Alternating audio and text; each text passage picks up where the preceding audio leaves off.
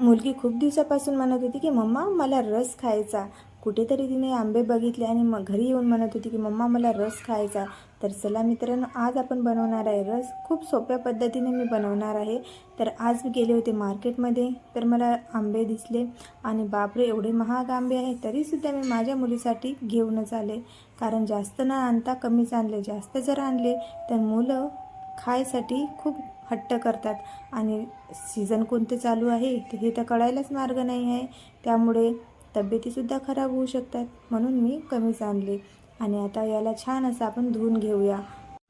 बाहेरून आपण कोणतीही वस्तू किंवा कोणतेही फळ आणलं ना, तर त्याला आपण हे धुवूनच घ्यायला पाहिजे. याला माती लागलेली असते किंवा धूळ बसलेली असते किंवा कोणाकोणाच्या हातसुद्धा लागलेले असतात. त्यामुळे कोणतेही फळ आणलं ना, तर त्याला पहिले आपण धुवून घ्यायचं, जेणेकरून मिठाच्या पाण्यामध्ये नक्की धुवून घ्यायचं. आता बघू शकता, छान असं धुवून घेतलेलं आहे. आणि याला आता आपण साल काढून घेऊया. ह्या आंब्याचे एवढे पातळ साल असतात ना, की खूप आरामशीर याला काढावं लागतं. तर बघू शकता, मी एकदम आरामशीर काढत आहे, कारण की याला ना जे आतमधला गाभा असतो त्याला खूप जास्त असतो, साल एकदम पातळ असतं.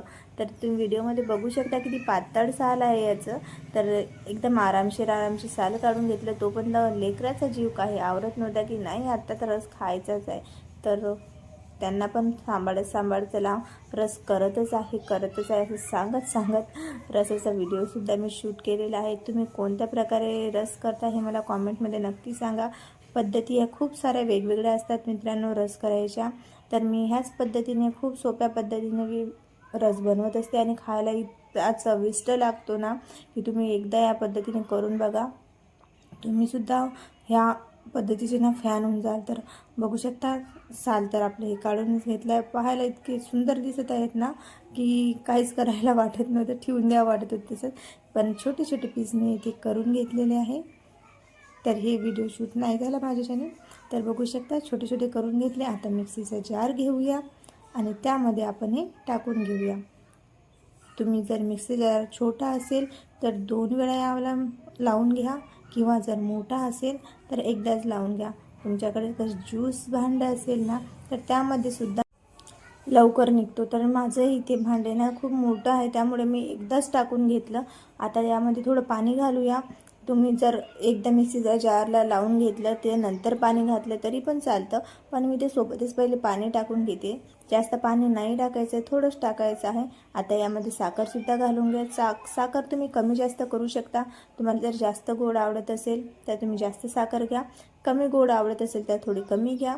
साखरसुद्धा आपल्याला यामध्येच मिक्सीमध्येच काढून घ्यायची आहे, अथवा तुम्ही अगोदर आंबा काढून घ्या मिक्सी जारमध्ये आणि नंतर तुम्ही मिक्स केली तरी चालते. पण जर तुम्हाला लवकर पाहिजे असेल, लवकर साखर त्यामधले लवकर विरघळत नाही, तर त्यामुळे तुम्ही ह्या पद्धतीने नक्की करू शकता. आता मिक्सी जारमध्ये लावून घेऊया. छान असं पहिले आपल्या मिक्सी जार आपल्याला कमी याच्यावर घ्यायचं आहे फिरवून, नंतर थोडं थोडं पॉवर आपल्याला वाढवायचं आहे. कारण एकदमच जर आपण पॉवर वाढवलं ना, तर अंगावर सुद्धा उडून यायची भीती असते. तर चला, छान असं फिरवून घेतलं 1-2 वेळा. आता याला काढून घेऊया. तर बघू शकता तुम्ही किती छान असं एकदम पेस्ट झालेला आहे. तर असंच तुम्ही ही रेसिपी माझी कुठून बघत आहे तर मला नक्की कॉमेंटमध्ये सांगा. आणि तुम्ही जर माझ्या व्हिडिओला लाईक करत नसाल ना, तर मित्रांनो नक्की लाईक कराल आणि सबस्क्राईबसुद्धा नक्की करा चॅनलला. तर चला, आता याला आपण एका छान भांड्यामध्ये काढून घेऊया आणि याला आपण थंड करण्यासाठी याला फ्रीजमध्ये ठेवूया.